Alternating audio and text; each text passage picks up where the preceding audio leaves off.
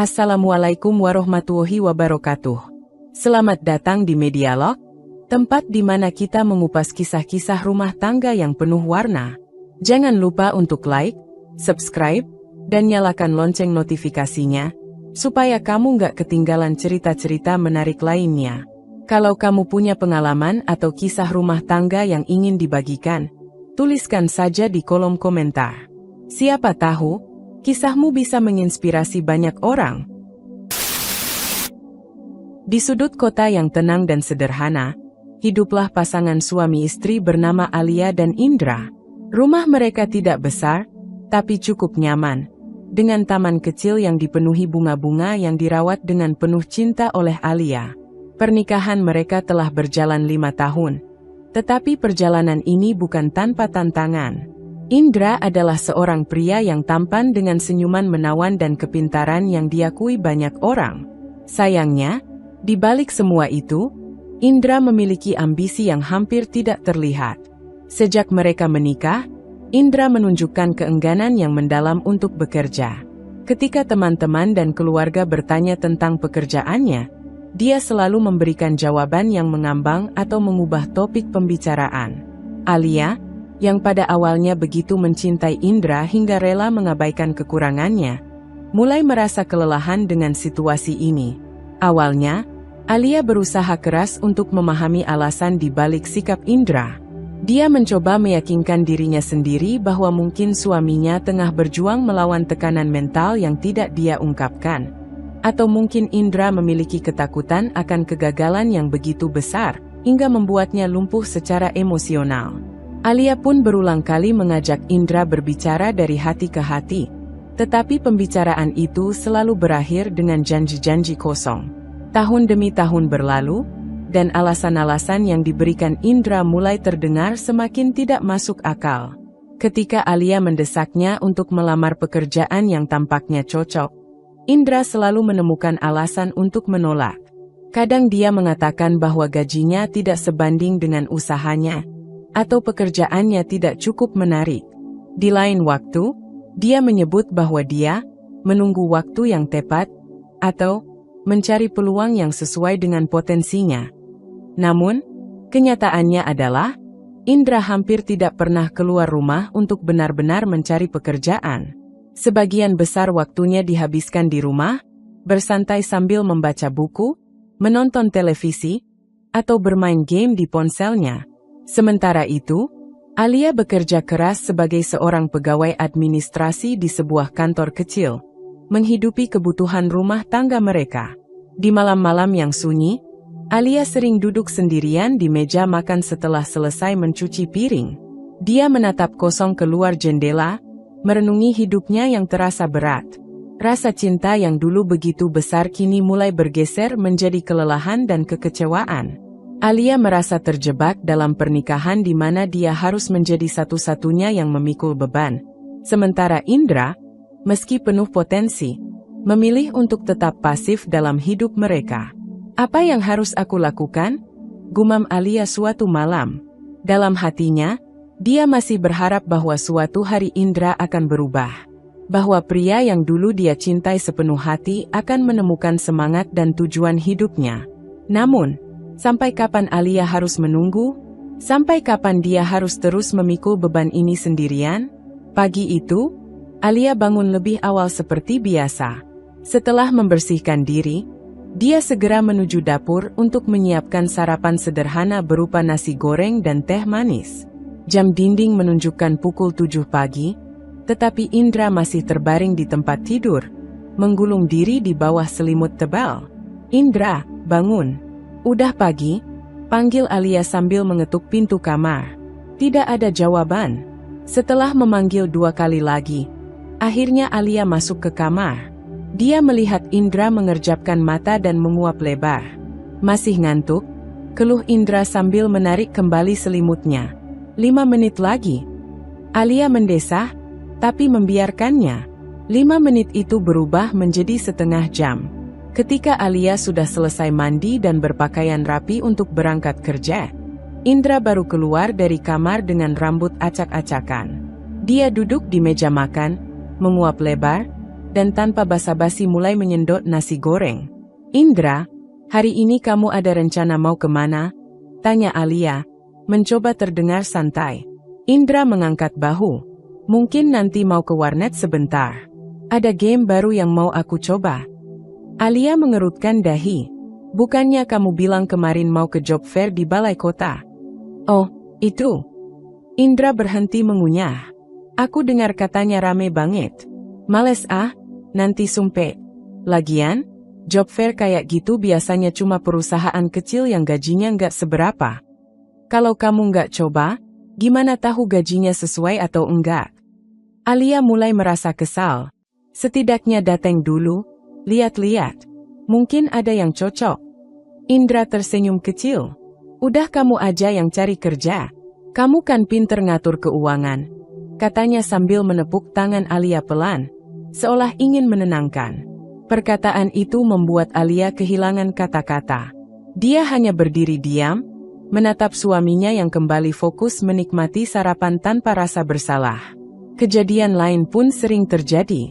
Suatu hari, Alia memberitahu Indra bahwa tetangga mereka, Pak Taufik, sedang mencari orang untuk membantu di toko kelontongnya.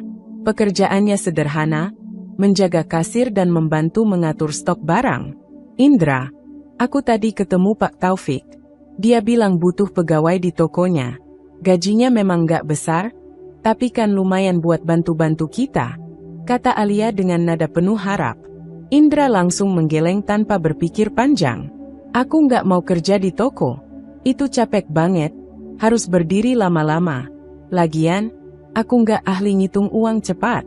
Takut nanti malah salah kasih kembalian." "Indra, itu kan bisa dipelajari," Alia mencoba meyakinkan. "Daripada kamu nggak ada kegiatan di rumah." "Enggak, deh," potong Indra. "Aku masih cari pekerjaan yang sesuai sama kemampuanku. Aku kan lulusan universitas, masa kerja di toko." "Jadi, kamu mau cari kerja apa?" tanya Alia dengan nada putus asa. Indra hanya tersenyum samar. "Nanti aku pikirin." Hari itu berlalu seperti biasa, dengan Alia pergi bekerja dan Indra tetap di rumah, asyik dengan ponselnya. Di sore hari, Alia pulang dengan wajah lelah, tetapi melihat Indra masih mengenakan pakaian tidur, duduk di sofa, dan menonton acara komedi membuat hatinya terasa semakin berat. Sikap Indra seperti ini terus berulang, dari hari ke hari, bulan ke bulan, tanpa perubahan berarti. Situasi ini semakin lama semakin menekan kehidupan rumah tangga mereka.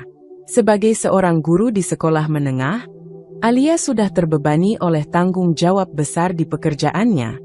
Setiap hari, dia harus berangkat pagi-pagi, mempersiapkan materi pelajaran, dan menghadapi murid-murid dengan berbagai macam karakter. Namun, beban di tempat kerja ternyata belum seberapa dibandingkan dengan tekanan yang dia hadapi di rumah. Alia kini menjadi satu-satunya sumber penghasilan keluarga. Gaji bulanannya, yang seharusnya cukup untuk kebutuhan sederhana, menjadi tidak mencukupi karena semua tagihan rumah tangga bergantung padanya. Tagihan listrik, air, belanja bulanan, hingga cicilan rumah menjadi tanggung jawab penuh Alia. Ketika gaji tidak lagi mencukupi, Alia mulai terpaksa meminjam uang dari teman-temannya dan, dalam beberapa kesempatan, mengajukan pinjaman ke bank. Utang itu terus menumpuk, menambah berat beban yang harus dia pikul. Sementara itu, Indra tetap tidak menunjukkan perubahan sikap. Dia menganggap enteng situasi yang mereka hadapi, seolah-olah semua itu bukan masalah besar. Ketika Alia mencoba mengajaknya berdiskusi, Indra selalu punya cara untuk menghindar. Dia mengalihkan pembicaraan, memberikan janji-janji tanpa bukti, atau bahkan menyalahkan keadaan. "Semua ini cuma sementara, Alia," kata Indra suatu malam ketika Alia mencoba membahas utang mereka. "Kamu harus sabar. Aku juga nggak mau kita terus-terusan kayak gini." "Tapi sampai kapan, Indra?" balas Alia dengan suara gemetar. "Aku nggak bisa terus begini. Aku lelah. Setiap hari aku kerja dari pagi sampai sore. Pulang ke rumah aku masih harus mikirin gimana bayar utang, gimana belanja bulanan. Aku bahkan gak ingat kapan terakhir kali aku bisa istirahat dengan tenang. Indra terdiam, tapi hanya untuk beberapa saat. Aku tahu kamu capek, tapi aku juga lagi berusaha. Alia, kamu gak lihat aja. Berusaha apa, Indra? Kamu bahkan gak keluar rumah? Alia tidak bisa lagi menahan emosinya. Kamu bilang mau cari kerja, tapi kamu cuma duduk di sofa, main ponsel, atau nonton TV. Sampai kapan aku harus percaya sama janji kosongmu? Pertengkaran itu menjadi salah satu dari banyak pertengkaran lain yang mulai sering terjadi di rumah mereka. Setiap kali Alia mencoba membicarakan situasi mereka dengan serius, Indra selalu menganggapnya sebagai serangan pribadi. Alih-alih merasa termotivasi, Indra semakin defensif dan cenderung menyalahkan Alia karena dianggap terlalu menuntut. Kondisi ini membuat Alia merasa semakin tertekan. Dia mulai kehilangan konsentrasi di tempat kerja, karena pikirannya terus dipenuhi oleh masalah di rumah. Di sekolah, rekan-rekan kerjanya sering bertanya apakah dia baik-baik saja. Alia hanya tersenyum kecil dan menjawab singkat, "Iya, aku baik." Namun, jauh di lubuk hatinya, dia tahu bahwa hidupnya jauh dari kata baik. Alia juga merasa terisolasi karena tidak tahu harus bercerita kepada siapa. Keluarganya mungkin akan menyarankan sesuatu yang drastis seperti meninggalkan Indra, tetapi Alia belum siap untuk mengambil langkah sejauh itu. Di sisi lain, dia merasa malu untuk terus-menerus meminjam uang dari teman-temannya. Semakin hari, Alia merasa hidupnya seperti berjalan di atas tali tipis. Dia takut suatu hari tali itu akan putus, dan dia akan jatuh tanpa pegangan. Namun, di tengah semua kekacauan ini, Alia tahu satu hal. Dia tidak bisa terus hidup seperti ini selamanya. Malam itu, suasana rumah mereka terasa berat dan tegang. Di meja makan, Alia dan Indra duduk berhadapan, tetapi suasana jauh dari hangat. Alia mencoba membuka pembicaraan dengan nada hati-hati. Meski dalam hatinya dia sudah diliputi emosi yang tak terbendung. "Indra," kata Alia pelan, menatap wajah suaminya yang tampak tidak tertarik. "Aku nggak tahu harus gimana lagi. Kita butuh uang. Kalau ini terus berlanjut, kita bakal semakin terpuruk. Aku cuma minta kamu cari pekerjaan apa saja, nggak harus yang besar. Yang penting ada pemasukan."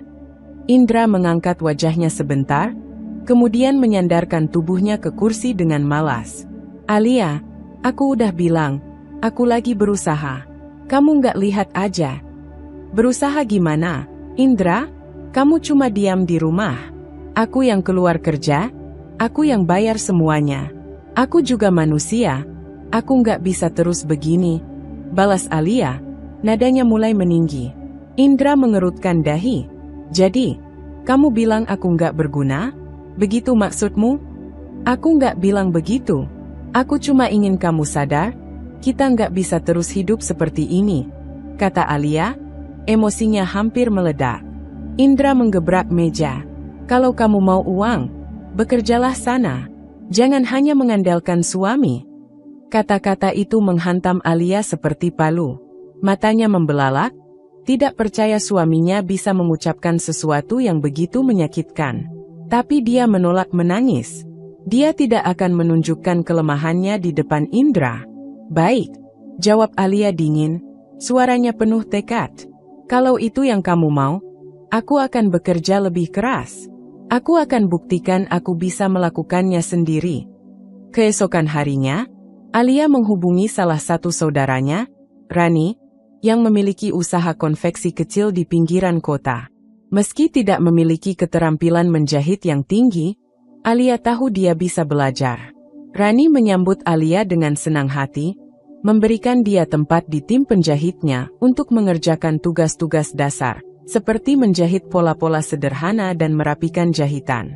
Hari pertama bekerja di konveksi adalah ujian fisik dan mental bagi Alia. Dia harus belajar mengoperasikan mesin jahit dengan cepat, mengikuti ritme kerja tim yang sibuk, dan memastikan hasil pekerjaannya rapi. Tangannya sempat terluka oleh jarum, tetapi dia tidak mengeluh. Setiap kali lelah, Alia hanya mengingat perkataan Indra yang menusuk hatinya. Setelah Alia bekerja menjadi penjahit, kehidupan rumah tangganya menjadi tenang kembali. Alia tidak perlu khawatir soal beras di rumahnya, dan ia juga tidak perlu bertengkar dengan suaminya untuk meminta uang. Bahkan karena ia bekerja, Alia kerap memberi uang kepada Indra untuk membeli rokok atau keperluannya. Ia merasa tidak masalah jika dirinya atau Indra yang bekerja. Suatu hari, dengan penuh harapan, Alia menyerahkan sebagian uang hasil kerjanya kepada Indra. Uang itu tidak banyak, tetapi cukup untuk membantu memenuhi kebutuhan rumah tangga seperti membeli bahan makanan atau membayar sebagian tagihan. Dalam hati, Alia berharap langkah ini bisa menjadi titik balik bagi mereka. Dia ingin menunjukkan kepada Indra bahwa dia masih percaya padanya, meskipun situasi mereka semakin sulit. Namun, harapan itu segera hancur. Indra, alih-alih menggunakan uang tersebut dengan bijaksana, malah memilih jalan yang keliru. Dia mulai sering pergi ke warung kecil di ujung jalan, tempat yang dikenal sebagai tempat berkumpulnya orang-orang pengangguran yang menghabiskan waktu untuk bermain judi. Uang yang diberikan Alia, yang diperoleh dengan kerja keras, habis begitu saja dalam beberapa putaran kartu dan taruhan yang sia-sia. Awalnya, Alia tidak menyadari apa yang terjadi.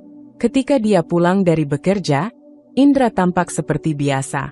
Meskipun terkadang ada sesuatu yang berbeda di wajahnya, seperti jejak kekalahan yang dia coba sembunyikan. Tapi kecurigaan Alia mulai tumbuh ketika dia mendengar bisik-bisik dari tetangga. Seorang ibu yang tinggal di dekat warung itu menceritakan bahwa Indra sering terlihat di sana, asyik bermain judi bersama beberapa pria lain. Alia merasa terpukul ketika akhirnya kabar itu terkonfirmasi. Dia tak percaya bahwa Indra, yang selama ini mengeluh tentang tekanan hidup, malah menggunakan uang hasil jerih payahnya untuk sesuatu yang begitu tidak bertanggung jawab. Rasa kecewa bercampur dengan kemarahan mulai menguasai dirinya. Malam itu, Alia duduk sendirian di meja makan, memandang kosong pada tumpukan tagihan yang belum terbayar. Dia mencoba merasionalisasi tindakan Indra, tetapi semakin keras dia berpikir, semakin dia merasa dikhianati. Air matanya mengalir tanpa suara, menetes di atas kertas-kertas tagihan yang sudah penuh coretan. Di satu sisi, dia marah pada Indra, tetapi di sisi lain, dia marah pada dirinya sendiri karena masih berharap pada seseorang yang berulang kali mengecewakannya. Hari berikutnya, Alia memutuskan untuk memeriksa langsung kebenaran kabar yang dia dengar. Ketika dia pura-pura pergi bekerja lebih pagi, dia malah memilih untuk bersembunyi di dekat warung itu. Benar saja, beberapa jam setelah dia meninggalkan rumah, Indra muncul dengan santai, membawa uang di tangan, lalu duduk di salah satu meja bersama pria-pria lainnya. Mereka tertawa dan bercanda sambil bermain kartu, tanpa memikirkan apa yang harus mereka hadapi di rumah. Melihat itu, dada Alia terasa sesak. Rasa marah dan kecewa yang dia rasakan semakin membuncah. Dia ingin langsung mendekati Indra, ingin memarahinya di depan semua orang, tetapi dia menahan diri. Dia tahu bahwa amarah saja tidak akan menyelesaikan apapun. Malam itu, suasana di rumah Alia dan Indra memanas. Alia, yang sudah mengetahui kebiasaan buruk Indra, tidak lagi bisa menahan emosinya. Begitu Indra pulang, dia langsung mengkonfrontasinya. "Jadi, itu yang kamu lakukan dengan uang yang aku kasih? Judi?" Alia langsung menatap Indra dengan mata penuh amarah. Indra terkejut, tetapi dengan cepat memasang wajah tak acuh. "Kamu dengar dari siapa? Jangan asal tuduh," katanya sambil berjalan ke ruang tamu, menghindari tatapan Alia.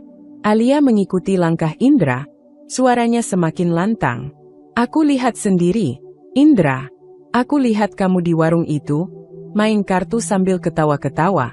Sementara aku di sini kerja sampai tangan berdarah buat bayar utang kita." Pertengkaran semakin memanas.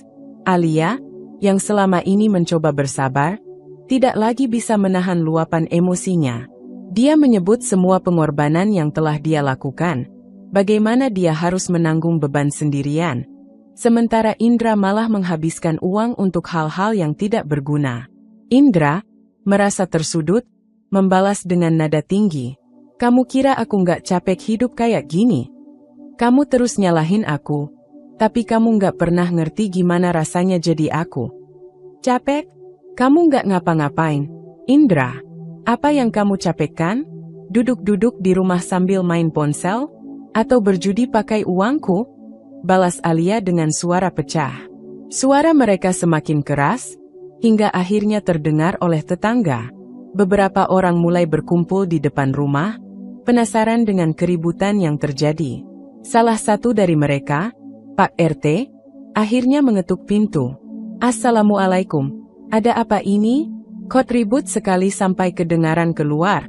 Tanya Pak RT setelah Alia membukakan pintu dengan wajah merah dan mata berkaca-kaca. Alia mencoba menenangkan diri, tetapi emosi yang membuncah masih terasa jelas di nadanya. Maaf, Pak RT, kami hanya ada masalah keluarga, katanya singkat, mencoba menahan tangis. Pak RT memandang ke arah Indra, yang berdiri dengan ekspresi tegang di ruang tamu. Mas Indra, kalau ada masalah, jangan diselesaikan dengan teriak-teriak. Ini sudah mengganggu tetangga, loh. Indra hanya diam, tidak tahu harus berkata apa. Melihat situasi itu, Pak RT akhirnya memutuskan untuk masuk dan mencoba menengahi. Kalau ada masalah, lebih baik dibicarakan baik-baik. Jangan saling emosi, apalagi sampai suara ributnya keluar rumah. Alia akhirnya tidak bisa lagi menahan diri. Di depan Pak RT, dia menceritakan segalanya, bagaimana Indra menolak bekerja, bagaimana dia menggunakan uang hasil kerja kerasnya untuk berjudi, dan bagaimana dia merasa lelah menanggung semua sendirian. Pak RT pun mendesak klarifikasi dari Indra. Setelah Pak RT pergi, suasana rumah menjadi sunyi. Alia duduk di kamar dengan mata memerah karena menangis, sementara Indra tetap di ruang tamu, menunduk dengan wajah kusut. Tekanan dari pertengkaran tadi, ditambah dengan teguran Pak RT, seolah membuka celah kecil di dinding pertahanan ego Indra. Untuk pertama kalinya, dia merasa tidak bisa terus menyembunyikan semuanya. Dengan langkah berat, Indra memasuki kamar. Dia melihat Alia duduk di tepi ranjang, memunggunginya. Dia tahu, jika dia tidak berkata apa-apa sekarang, kepercayaan yang tersisa di antara mereka akan benar-benar hancur. Alia, panggil Indra dengan suara pelan. Alia tidak menjawab, tetapi dia tidak bergerak, tanda bahwa dia mendengar. Indra menarik napas dalam-dalam, mencoba mengumpulkan keberanian. Aku mau jujur, katanya, suaranya bergetar. Aku memang pakai uang itu untuk judi, dan ada hal lain yang harus kamu tahu. Kata-kata itu membuat Alia perlahan menoleh, matanya menyipit penuh kecurigaan. Apa maksudmu? Tanyanya dingin. Indra tidak bisa menatap mata Alia. Dia menunduk, menatap lantai seakan berharap bisa menghilang. Aku juga pakai uang itu untuk menyewa PSK. Ucapnya akhirnya, dengan suara hampir tidak terdengar. Mendengar itu, Alia seketika bangkit dari tempat duduknya. Matanya membelalak tidak percaya. Apa? Kamu pakai uangku untuk hal menjijikkan seperti itu? Suaranya memecah kesunyian malam. Indra mengangkat tangannya, mencoba meredakan reaksi Alia. Aku nggak tahu harus gimana. Alia, kamu sibuk terus? Aku merasa sendiri. Tekanan ini semua bikin aku nggak bisa berpikir jernih. Tekanan? Alia memotong, nadanya syarat dengan sarkasme. Kamu pikir aku nggak tertekan? Aku kerja pagi sampai malam, menghidupi kita berdua, bayar utang, dan kamu malah cari pelarian ke PSK? Itu alasanmu. Aku nggak cukup buat kamu. Indra hanya terdiam, tidak mampu membalas. Rasa malu dan penyesalan mulai menjalar dalam dirinya, tetapi kata-kata itu tidak bisa ditarik kembali. Alia berjalan mondar-mandir di kamar, mencoba memproses semuanya. Kepalanya terasa berat, pikirannya bercampur aduk antara marah, kecewa, dan putus asa. Dia berhenti di depan Indra, menatapnya dengan tajam. Kamu tahu nggak, Indra, apa yang sudah kamu lakukan ini bukan cuma menyakiti aku. Kamu menghancurkan keluarga kita. Dan untuk apa? Untuk kesenangan sesaat. Alia yang mendapat pengakuan dari Indra sangat tidak terima jika selama ini uang hasil kerja kerasnya digunakan untuk tidur bersama pelacur. Astagfirullah Mas.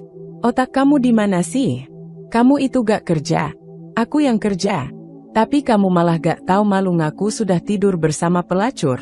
Itu uang aku Mas. Hasil keringat aku. Teriak Alia tidak terima. Lah ini yang aku gak suka dari kamu. Kamu selalu saja memintaku untuk bekerja. Aku itu stres dimarahin terus sama kamu karena aku nganggur. Makanya lebih baik aku judi dan bersenang-senang bersama pelacur daripada mikirin istri cerewet kayak kamu, kata Indra. Astagfirullah, kamu suami gak tahu diri ya Mas. Mendengar penjelasan dari kedua suami istri itu, Pak RT pun menenangkan keduanya. Sudah-sudah, Indra, kamu itu suami. Kepala rumah tangga harusnya kamu bertanggung jawab sama istri kamu. Kenapa kamu malah biarin istri kamu bekerja? Pak RT itu tidak tahu apa-apa. Bekerja itu sangat sulit dan capek. Aku gak betah bekerja. Aku pernah bekerja di pabrik, tapi cuma 1 minggu saja karena pabriknya tidak mikir, masa aku harus berdiri untuk bekerja selama 8 jam? Aku juga pernah bekerja Pak RT, tapi emang dasar punya istri gak tahu bersyukur saja, elak Indra. Astagfirullah Pak RT, Bapak menjadi saksi dari perkataan Mas Indra kan Pak? Aku sudah gak kuat dengan pernikahan ini Pak. Alia, Bapak mengerti perasaanmu, tapi berpisah adalah hal yang tidak disukai Allah. Jika kamu masih bisa sabar, tahanlah dan doakan semoga suami kamu mendapat hidayah. Akhirnya Pak RT pun pamit dari rumah Alia dan Indra. Sepeninggal Pak RT, keduanya saling diam dan saling tatap. Dalam situasi yang semakin rumit, Alia mulai merenungkan apa yang sebenarnya dia inginkan dari hidupnya. Dia duduk sendirian di ruang tamu, memandangi langit-langit rumah yang mulai berjamur. Simbol nyata dari keadaan rumah tangganya yang runtuh. Pernikahannya dengan Indra, yang dulu penuh cinta dan harapan, kini hanya menyisakan rasa sakit, kekecewaan, dan beban yang tak tertanggungkan. Alia merasa bahwa dirinya tidak bisa terus hidup seperti ini. Setiap hari dia bangun dengan perasaan berat, menghadapi tanggung jawab yang seolah tidak pernah berkurang. Sementara Indra tetap berlarut-larut dalam kebiasaannya yang destruktif. Dia mulai menyadari bahwa pengorbanan yang selama ini dia lakukan tidak membawa perubahan apapun. Sebaliknya, dia semakin kehilangan dirinya sendiri dalam perjuangan yang tampaknya hanya dia yang pedulikan. Dia memikirkan masa depannya. Apakah dia ingin menghabiskan sisa hidupnya dalam hubungan yang tidak sehat? Apakah ini adalah contoh yang ingin dia berikan kepada dirinya sendiri? Bahwa bertahan di tengah ketidakbahagiaan adalah satu-satunya pilihan? Pikiran-pikiran ini semakin mendesaknya untuk membuat keputusan besar. Namun, perceraian bukanlah keputusan yang mudah. Alia tahu bahwa di lingkungan tempat dia tinggal, perceraian sering dianggap sebagai hal yang tabu. Terutama bagi perempuan. Dia akan menghadapi pandangan sinis dari tetangga, mungkin bahkan keluarganya sendiri. Dia juga khawatir tentang bagaimana dia akan bertahan secara finansial jika harus hidup sendiri. Tetapi di sisi lain, bertahan dalam pernikahan yang beracun seperti ini hanya akan semakin merusak dirinya. Alia tahu bahwa kebahagiaan dan kesejahteraannya jauh lebih penting daripada pandangan orang lain. Dia mulai mencari dukungan dari orang-orang terdekat yang bisa dia percayai. Dia menghubungi kakaknya, yang selalu menjadi tempatnya berbagi saat dia merasa tidak mampu lagi menanggung semuanya sendirian. Kakaknya, seorang perempuan yang mandiri dan penuh kebijaksanaan, mendengarkan dengan penuh perhatian saat Alia menceritakan segalanya. Alia, katanya lembut, hidupmu adalah tanggung jawabmu sendiri. Kalau kamu merasa bahwa bertahan dengan Indra hanya akan menghancurkanmu lebih dalam, maka mungkin sudah waktunya untuk pergi. Kamu berhak bahagia, dan kamu tidak harus mengorbankan dirimu sendiri untuk seseorang yang tidak menghargaimu. Kata-kata itu menjadi pendorong bagi Alia. Dia mulai merencanakan langkahnya dengan hati-hati. Dia mulai menabung dari gajinya, menyisihkan sedikit demi sedikit uang yang dia dapatkan dari pekerjaannya sebagai penjahit di konveksi. Dia juga mencari informasi tentang prosedur perceraian dan mendiskusikan kemungkinan ini dengan seorang teman yang bekerja sebagai pengacara. Selama beberapa minggu berikutnya, Alia mulai mempersiapkan dirinya, baik secara mental maupun praktis. Dia berbicara dengan keluarganya, yang akhirnya mendukung keputusannya meskipun awalnya terkejut. Dia juga mulai mencari tempat tinggal baru yang lebih kecil tetapi cukup nyaman untuk memulai hidup baru. Ketika akhirnya dia mengungkapkan keputusannya kepada Indra, reaksi suaminya penuh emosi. Indra marah, mencoba membujuknya, bahkan memohon agar dia tidak pergi. Tapi Alia tetap teguh pada pendiriannya. "Aku sudah cukup lama memberi kamu kesempatan untuk berubah," katanya dengan tenang tetapi tegas. "Tapi kamu memilih untuk tetap seperti ini. Aku harus memilih diriku sendiri sekarang." Indra merasa malu dan tidak ingin menghadapi rasa malu yang akan muncul jika pernikahan mereka berakhir. Dia merasa bahwa perceraian akan merusak citranya di mata keluarga, teman-teman, dan masyarakat. Meskipun Indra menyadari bahwa hubungan mereka sudah dalam kondisi sulit, dia tetap bertahan demi menjaga image dirinya. Konflik antara Alia yang ingin bercerai dan Indra yang tidak mau perceraian semakin meningkat. Mereka terjebak dalam situasi yang sulit, di mana Alia merasa bahwa pernikahan mereka telah berakhir, sementara Indra tidak ingin mengakui kenyataan tersebut. Indra dengan nada kesal pun bicara dengan nada tinggi, "Alia, aku capek dengan sikapmu yang selalu berpikir tentang uang dan materi." "Mas, bukan itu masalahnya. Kita harus memikirkan masa depan kita dan..." "Masa depan kita? Sepertinya yang kamu pikirkan hanya tentang uang dan barang-barang mewah," potong Indra. "Mas, kamu tahu betapa beratnya situasi kita sekarang. Aku hanya mencoba memastikan kita bisa memiliki kehidupan yang layak." Indra pun menggerutu, "Tapi aku merasa seperti aku harus terus-terusan bekerja keras hanya untuk memenuhi ekspektasi materialistismu." Mendengar jawaban dari Indra, Alia pun menyatakan dengan nada tegas, "Ini bukan tentang materialisme, Indra. Ini tentang kestabilan keuangan kita. Aku tidak ingin hidup dalam hutang terus-menerus." "Oh, tentu saja, semua tentang hutang yang tak kunjung habis. Kamu terlalu fokus pada uang." "Indra, ini bukan tentang uang semata. Dan utang itu juga bukan semata-mata karena salahku. Itu karena kamu yang gak kerja dan malah sibuk berjudi. Ini tentang menjadi tanggung jawab sebagai pasangan, dan memikirkan masa depan kita bersama. Mungkin aku tidak pernah akan bisa memberikan yang kamu inginkan," kata Indra. Alia pun mulai menyerah karena lelah berdebat dengan suaminya. Dengan air mata di matanya ia berkata lemah, "Apa yang kamu harapkan dari pernikahan ini, Indra?" Beberapa minggu setelahnya, Alia telah berjuang untuk menjaga pernikahannya dengan Indra tetap utuh selama bertahun-tahun, meskipun menghadapi banyak konflik dan kesulitan. Namun, semakin lama, perasaan ketidakbahagiaan dan ketidakpuasan dalam pernikahan mereka semakin mendalam. Keputusan untuk mengakhiri hubungan mereka menjadi tak terhindarkan.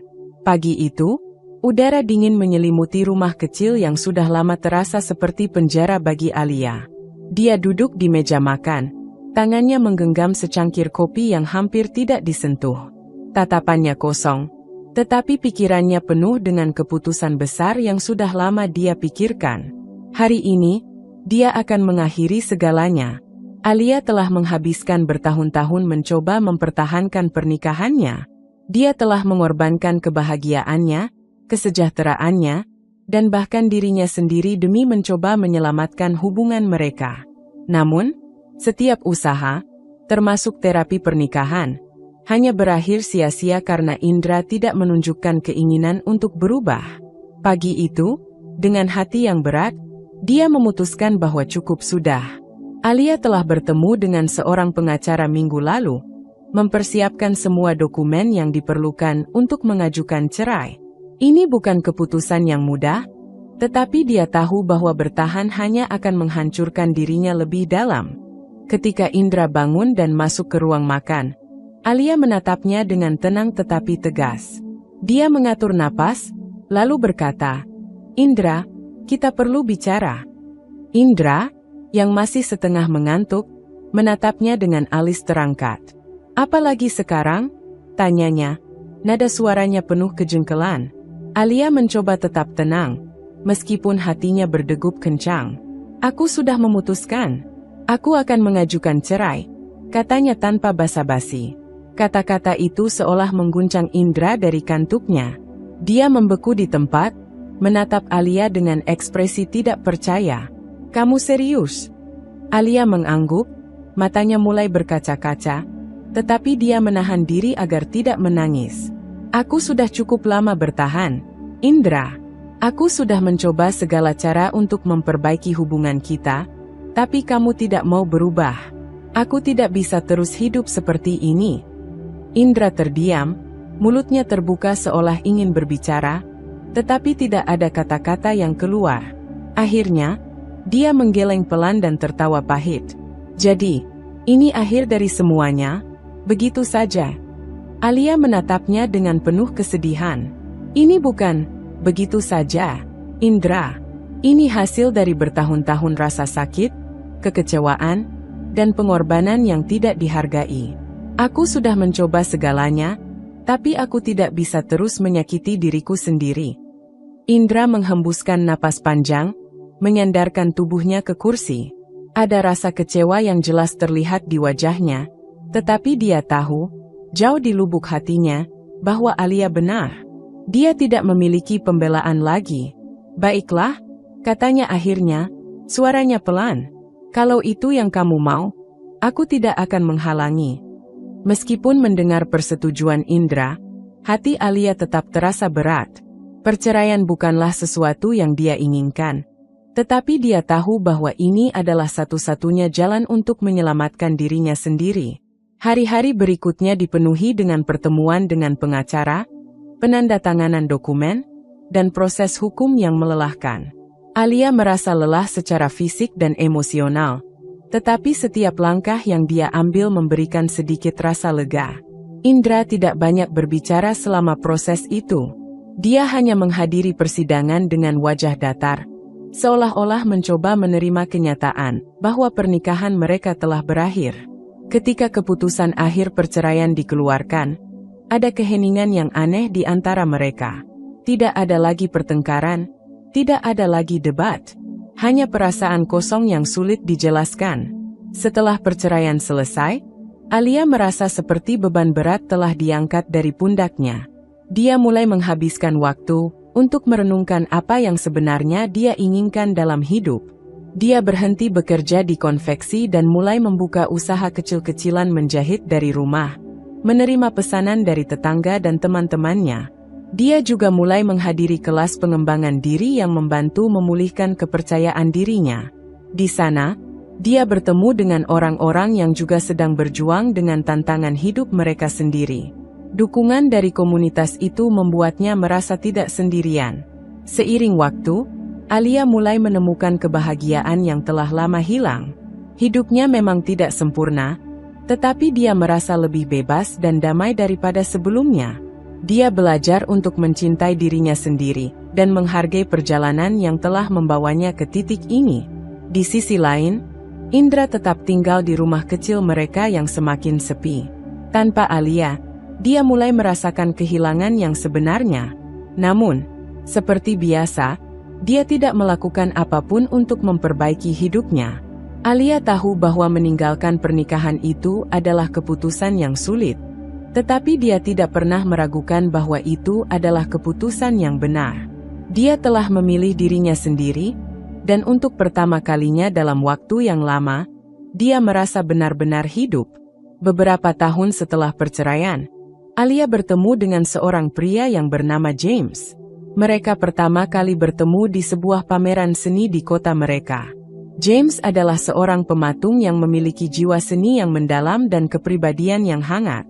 Mereka segera mulai berbicara tentang minat seni bersama, dan koneksi mereka tumbuh lebih kuat setiap kali mereka berinteraksi. James adalah seseorang yang sangat berbeda dari Indra. Dia adalah pria yang pekerja keras, memiliki ambisi yang tinggi, dan sangat peduli dengan kesejahteraan Alia. Mereka mulai berkencan secara resmi setelah beberapa bulan berteman, dan Alia mulai merasa bahwa dia telah menemukan seseorang yang benar-benar memahaminya. Hubungan Alia dan James berkembang dengan indah. Mereka sering melakukan perjalanan bersama, menjelajahi tempat-tempat baru, dan mendukung satu sama lain dalam pencapaian pribadi masing-masing. James mendukung impian seni Alia, dan bahkan sering memberikan inspirasi untuk karyanya. Yang lebih penting, James memberikan Alia dukungan emosional yang selama ini dia cari. Dia memahami perasaan dan pengalaman yang telah Alia alami selama pernikahannya dengan Indra, dan dia selalu ada untuk mendengarkan dan memberikan nasihat yang bijak. Saat waktu berlalu, Alia merasa bahwa dia telah menemukan pasangan yang lebih baik daripada Indra. Hubungan mereka didasarkan pada kepercayaan, komunikasi yang baik, dan cinta yang sejati. Mereka saling mendukung dan memahami satu sama lain sepenuhnya.